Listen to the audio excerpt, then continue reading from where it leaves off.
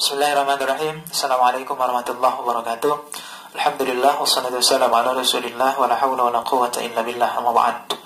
Kali ini video khusus kami tujukan kepada para mahasiswa kami, mahasiswa Universitas Terbuka UPBJJ Pangkal Pinang Provinsi Kepulauan Bangka Belitung. Terkhusus lagi mahasiswa kami yang mengambil mata kuliah Pendidikan Agama Islam MKDU 4221. Karena kemarin pembelajaran menggunakan pembelajaran daring online, maka ada beberapa pertanyaan yang mungkin ketinggalan, yang belum sempat terjawab, atau pertanyaan yang memang membutuhkan jawaban yang agak konkret, jawaban yang agak sedikit panjang dan lain sebagainya. Dan teman-teman mahasiswa semuanya, mari kita lanjutkan pertanyaan kemarin. Yang pertama, apa hukumnya suami istri bersentuhan dalam keadaan wudhu? Jawabannya ada 3 mazhab yang membahas tentang batal atau tidak batalnya wudhu suami istri. Ini sudah suami istri yang bersentuhan kulitnya, apakah batal atau tidak batal? Yang pertama Imam Syafi'i batal. Yang kedua Imam Hanafi tidak batal. Yang ketiga adalah Imam Malik, ini yang tengah-tengah, batal kalau bersahwat. Kalau tidak bersahwat tidak batal. Kami ulangi. Yang pertama Imam Syafi'i bersahwat, tidak bersahwat batal kalau bersentuhan.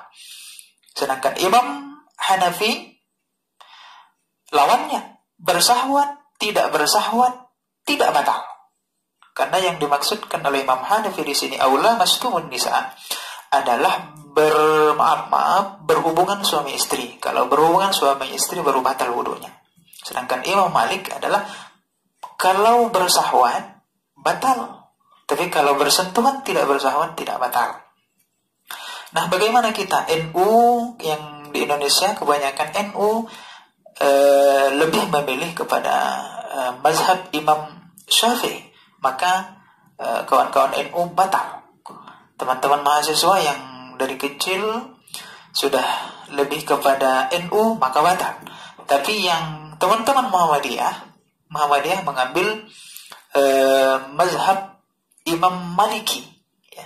Imam Maliki kalau bersahwat batal, tapi kalau tidak bersahwat suami istri tidak batal. Ya. Oke, itu dari Muhammadiyah, dia batal kalau bersahwat. Kalau tidak bersahwat tidak batal. Maka jangan heran teman-teman Muhammadiyah bersentuhan suami istri walaupun dia sudah berwudu dia langsung sholat. Ya, ada yang bertanya, tadi kamu sudah bersentuhan dengan istrimu, saya tidak bersahwat, maka saya tidak batal. Kalau sama istri saya tidak bersahwat, tapi kalau istri orang lain saya bersahwat. Nah, itu yang gawat ya. Oke. Itu yang pertama. Yang kedua,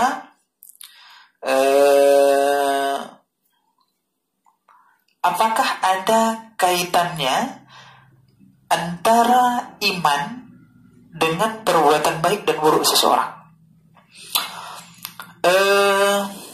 Di sini Imam Muslim, beriwayat hadis Imam Muslim membuat satu bab khusus membahas tentang iman ini. Maka di dalam Sahih Muslim disebutkan al-imanu yazidu wa yanqus. Iman itu iman itu bertambah dan berkurang. Yazid bertambah, yanqus berkurang. Jadi iman itu bertambah dan berkurang. Maka kapan dia bertambah? Bertambah kalau dia berbuat baik, berkata-kata baik, berkumpul dengan orang-orang baik, melakukan sesuatu yang baik di tempat yang baik, maka imannya yazid, bertambah. Sedangkan wayanqus sebaliknya, dia berkata tidak baik, berbuat tidak baik, berkumpul dengan orang-orang tidak baik, melakukan hal-hal yang tidak baik, maka imannya berkurang. Maka wayanqus berkurang. Bahkan Imam Abbas menyebutkan iman itu seperti ini. Ketika dia melakukan maksiat, lepas seperti ini. Kapan dia menyatu lagi? hina taba ada, ketika bertaubat baru dia menyatu lagi. Maka ada hukum kait antara iman dengan perbuatan baik dan buruk seseorang. Karena iman, kalau melakukan sebuah kebaikan bertambah iman, tapi kalau melakukan keburukan berkurang imannya, bahkan lepas dari dalam dirinya. Itu yang kedua. Yang ketiga, di materi kemarin Pak ada tentang ma'rifatullah. Apa trik khusus untuk melaksanakan atau mengenal Allah tersebut? Trik khusus untuk ma'rifatullah atau mengenal Allah.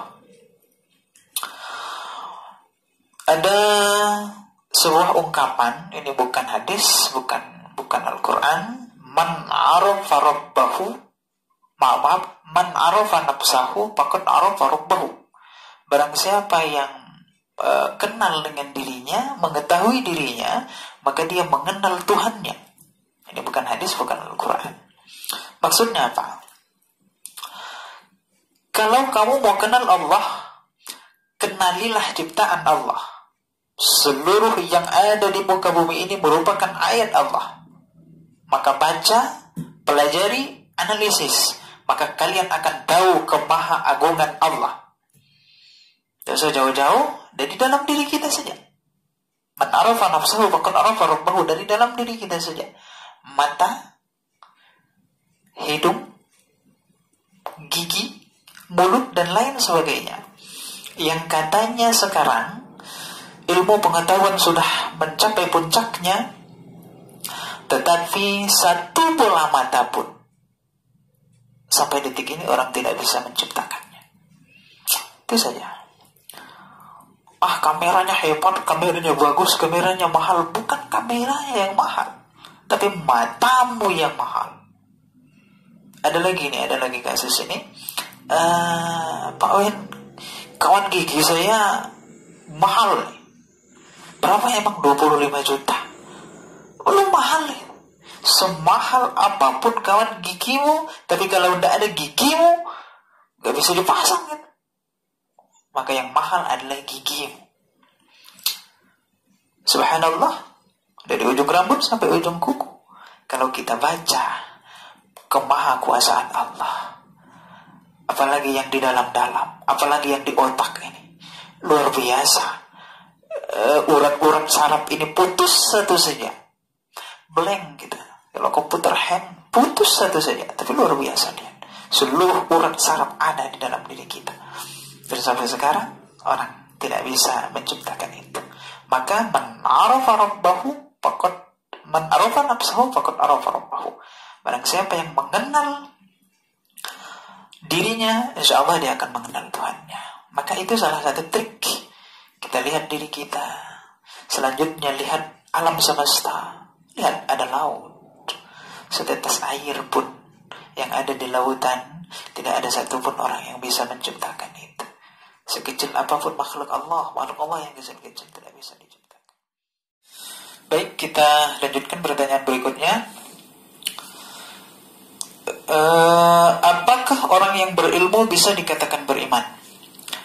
Ayatnya jelas, surah Al-Mujadalah ayat 11. A'udzubillahi minasyaitonirrajim. Yarfa'illahu alladhina amanu minkum walladhina utul ilma darajat.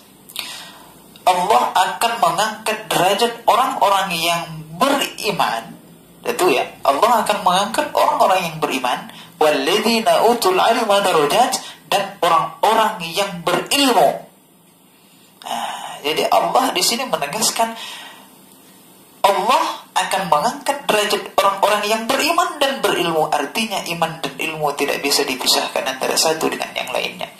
Berilmu saja dia hebat, IQ-nya tinggi, ilmunya banyak, tapi kalau dia tidak beriman, dia bisa menggunakan ilmunya untuk menghancurkan orang, membombardir orang. Tapi sebaliknya, hanya beriman saja tetapi ilmunya tidak ada, maka rapuh, dia mudah tergoda, dia mudah dipelesetkan, dia mudah menerima hoax. Sebuah riwayat menyebutkan suatu ketika Rasul mau menuju masjid, ada iblis yang lari ngos-ngosan terbirit-birit terkincit-kincit. Maka ditanya oleh Rasul, ya iblis, kenapa engkau lari terbirit-birit? Kenapa engkau lari ngos-ngosan? Ya Rasul, saya rencana tadi mau menggoda orang yang sedang sholat di dalam masjid sana. Ternyata ketika saya mau masuk, ada di sebelahnya orang satu lagi, orang ketiduran. Maka saya tidak sanggup untuk memasuki masjid itu ya Rasul. Emang kenapa? Kenapa kamu lebih takut kepada orang yang tidur sedangkan orang yang sholat tidak kamu takut? Apa kata jawaban iblis? Ternyata orang yang sholat tadi, kata iblis, orang yang sedang sholat tadi ya Rasul adalah orang yang tidak berilmu. Dia hanya sujud saja, dia hanya rukuk saja, tetapi dia tidak berilmu. Kalau bahasa kitanya ya bodoh lah kira-kira. Tetapi yang satunya ketiduran ya Rasul, tetapi ilmunya tinggi, ilmunya banyak, dan imannya juga kuat. Maka saya takut ya Rasul. Dari kisah ini, dari riwayat ini, ternyata iblis lebih takut kepada orang yang berilmu sekaligus beriman, atau orang yang beriman sekaligus berilmu, dibandingkan hanya beriman saja. Karena rapuh. Kita lanjutkan. Bagaimana cara membedakan orang yang munafik dengan orang yang mukmin sedangkan mereka sama-sama sholat? Hadisnya, ayatul munafiqi thalathah. Tanda-tanda orang munafik itu ada 3. Yang pertama, wa idza haddatha kadzaba, apabila dia berbicara dia dusta. Wa idza wa'ada akhlafa, apabila dia berjanji dia tidak tepati. Wa idza tumina khana, dan apabila dia diberi amanah dia berkhianat. Maka 3 ini bisa kita lihat tanda-tandanya. Tapi mereka sama-sama sholat. Dalam Al-Quran, dalam ayatnya disebutkan wa idza qamu kusala. Orang munafik ini apabila dia sedang sholat, dia kusala, dia malas, dia berdiri malas, dia rukuk malas, ya asal-asalan, itu kelihatan. Wa idza qamu kusala. Maka jangan coba-coba wa idza haddatsa kadzaba, apabila berbicara jangan dusta. Wa idza wa'ada akhlafa, kalau berjanji ya harus ditepati. Jangan tidak ditepati. Ini ada janji seorang pemuda terhadap seorang pemudi, adinda, apapun yang terjadi akan saya pinang engkau dengan bismillah. Tunggu saja saatnya. Tiba-tiba setelah dia merantau sejauh, sudah tamat kuliah, sudah bekerja, uangnya banyak, pulang, sudah menikah. Hancur sang pemudi tadi, hancur hatinya. Maka dia ambil selendang, dia gantung. Setelah ternyata patah tiang tadi. Dan ternyata sang perempuan tadi beratnya 165 kilo. Oke, itu bercanda saja. Berikutnya,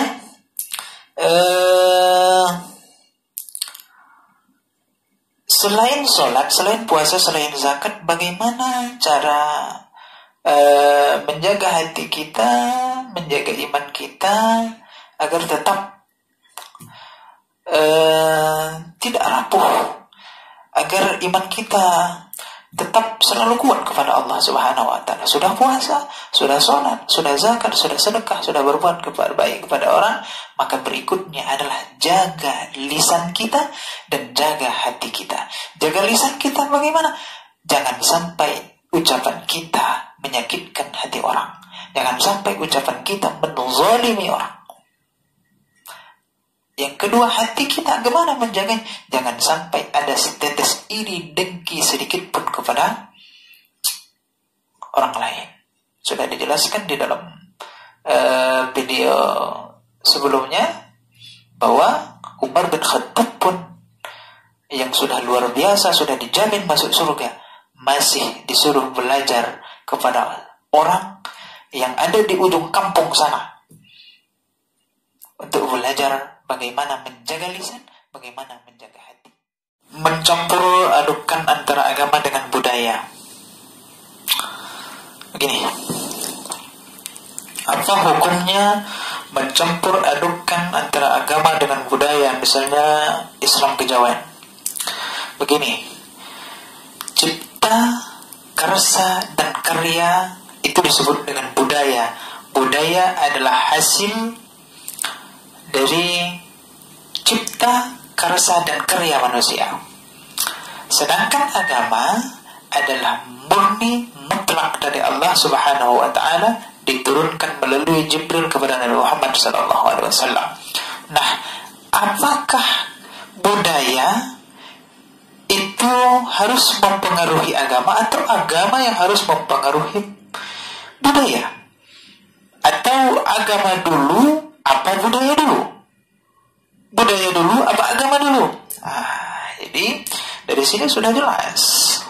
Cipta, karsa, dan karya manusia itulah budaya, sedangkan agama itu mutlak dari Allah melalui malaikat Jibril disampaikan kepada Muhammad SAW. Maka yang harus diutamakan adalah agama. Kalau budaya tidak sesuai dengan agama, maka hilangkan budaya itu, ambil agama. Tapi kalau masih sesuai dengan agama, budaya tidak melanggar agama, silahkan. Kita ambil sebuah contoh. Di Mesir zaman dulu, ketika mau menanam gandum, mereka percaya dan mereka harus menghanyutkan anak gadis ke sungai Nil. Cari anak gadis yang paling cantik dan harus dihanyutkan ke sungai Nil agar air yang ada di sungai Nil itu naik dan membasahi tanaman gandum, dan akhirnya gandumnya banyak dan berhasil. Maka pada waktu itu gubernurnya yang bernama Amr bin As mengirim surat kepada Khalifah Umar bin Khattab. Ya Umar, bahwa di Mesir tradisinya adalah begini. Maka Umar membalas surat. Umar menulis surat yang kecil, dimasukkan ke dalam amplop, dan amplop dimasukkan ke amplop yang besar, ditulis, ya Amr bin As, hanyutkan kertas ini di sungai Nil. Amr bin As penasaran, apa sih isinya ini? Maka dibuka oleh Amr bin As. Ternyata isinya adalah tulisan tangan langsung Umar. Wahai sungai Nil, jika engkau mengalir karena Allah, maka cepatlah naik dan cepatlah mengalir segera. Tapi kalau engkau mengalir karena dirimu sendiri atau karena selain daripada Allah, maka enggak usah ngalir, enggak usah naik sampai hari kiamat. Maka dihanyutkan surat itu di sungai Nil. Benar, besoknya air naik, dan akhirnya gandum bagus, dan pada akhirnya budaya yang harus menghanyutkan gadis di sungai Nil dihapuskan. Jin-jin Mesir itu luar biasa. Maunya anak gadis, tapi kalau di Indonesia itu coba lihat, mana ada anak gadis. Yang ada hanya kepala kambing, bebek, ayam, dan lain sebagainya.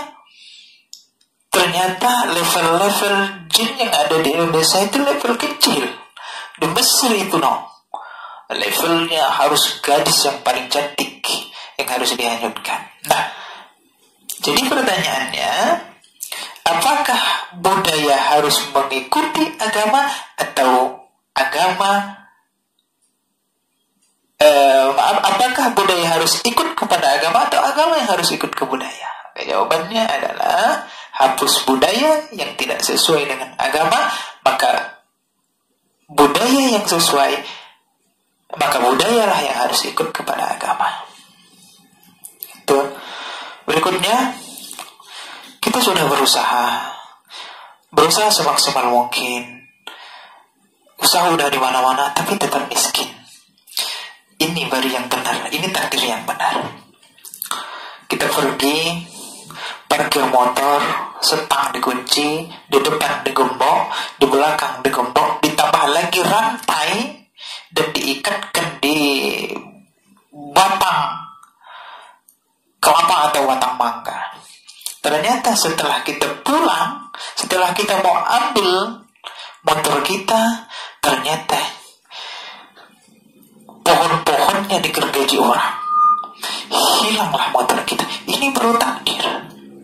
Ini pertanyaan ini bagus ya. Kita sudah berusaha, sudah maksimal, tetapi tetap miskin. Inilah yang disebut dengan takdir Allah. Baru benar. Tapi kalau tidak usaha, hongkang kaki, tidak mau sedikit pun mencari jalan keluar, maka itu bukan takdir. Maka takdir yang benar tadi, usaha maksimal, doa diperbanyak. Jadi usaha, doa diperbanyak. Nah, inilah titik yang disebut dengan tawakal kepada Allah Subhanahu wa ta'ala. Dan yang kedua, yakin dan percayalah, inilah yang terbaik buat kita diberikan oleh Allah Subhanahu wa ta'ala. Pak, saya sudah berusaha, sudah berdoa, ya Allah, berikan saya Lamborghini, ya Allah. Allah tahu yang terbaik buatmu. Oke, kata Allah, saya berikan Lamborghini. Sekali kamu gas, di depan bertemu dengan tronton, selesai. Tetapi Allah memberikan apa yang ada di dalam diri kita, apa yang ada diberikan harta kepada kita, itulah yang terbaik menurut Allah Subhanahu wa ta'ala. Pertanyaan berikutnya adalah, apa hukumnya kalau penghasilan istri dipakai untuk mendaftar haji oleh suami? Kalau istrinya ikhlas, silakan.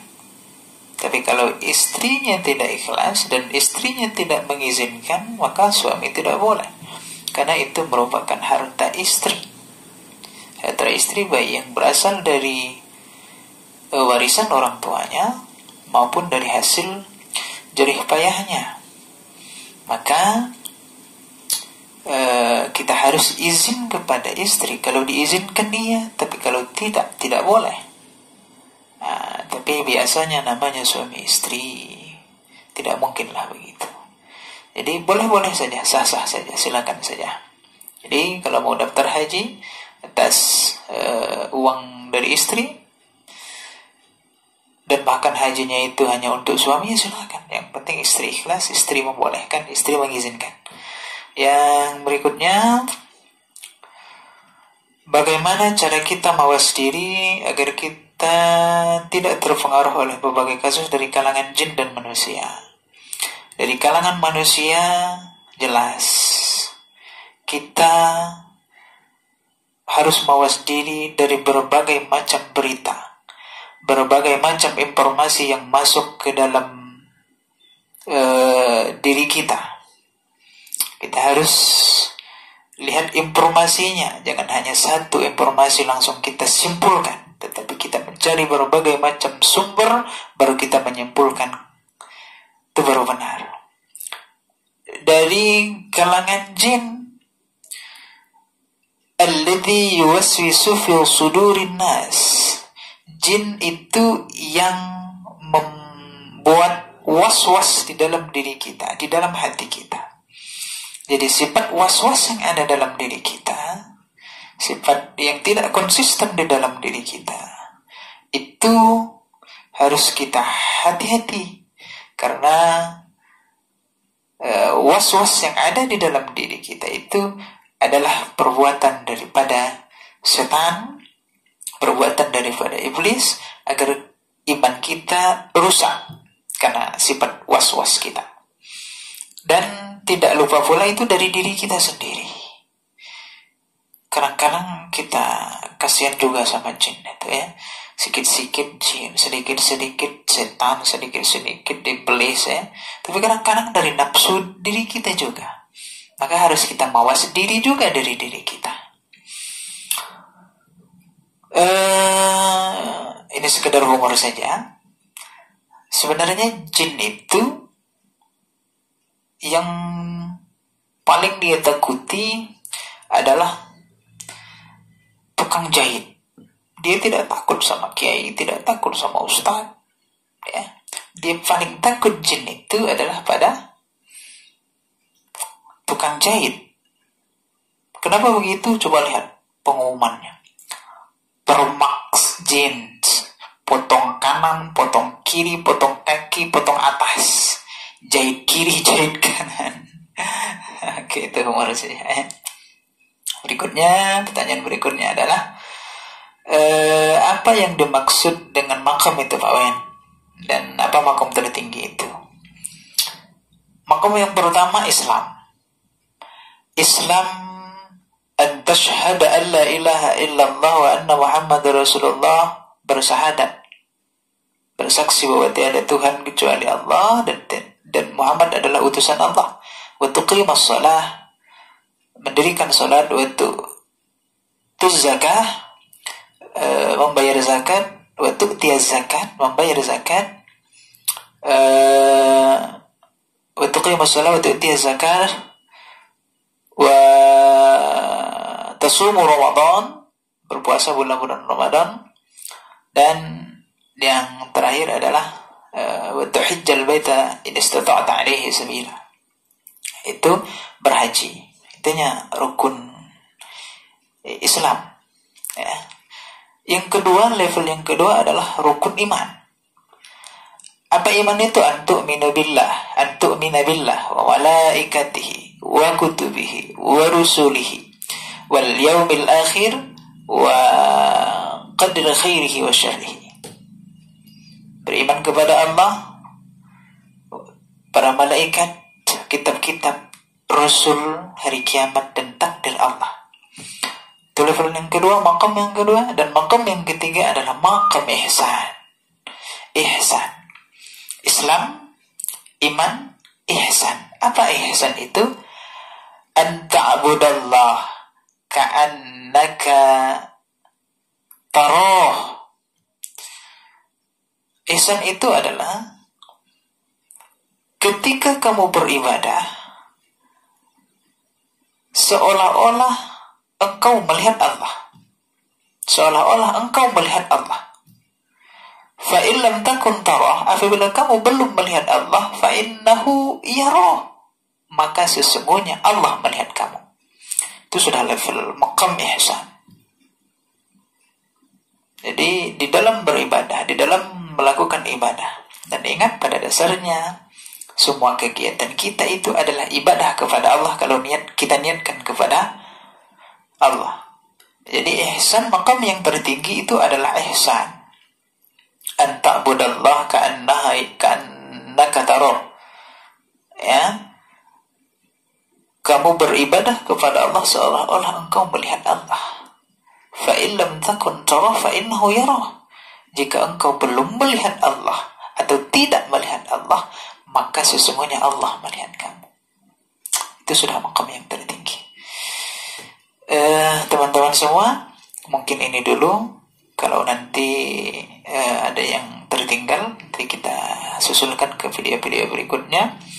Mudah-mudahan ini bermanfaat bagi kita semua dan membawa berkah bagi teman-teman mahasiswa.